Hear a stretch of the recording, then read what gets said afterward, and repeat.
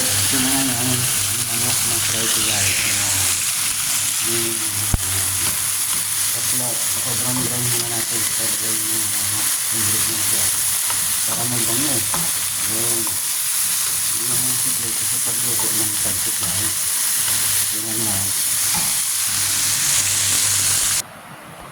Let's go guys, kung puno na. Ayan. Ilunod na natin yung pancit guys. Matulog na natin. Ilunod na natin yung pancit guys. Okay guys. Ilunod na natin yung pancit. Nalagay na natin yung pancit guys. Ayan. Lagyan mo natin yung mga 2 minutes. At saka ilagay yung sahog. Ito yung sahog ready na guys. Ayan.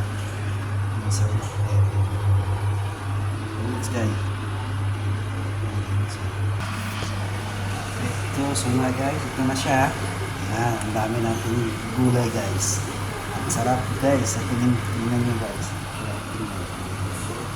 Ganyan na yung luto guys. Ayan. Masarap diba? Hindi mo natin na kunti na soy sauce kasi parang nakapesyo. Ayan.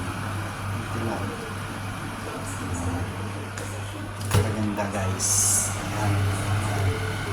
Ito guys. Ito na siya guys. Sarap na. Luto na siya guys. Let's go. Kain tayo. Kain na tayo guys. Bye.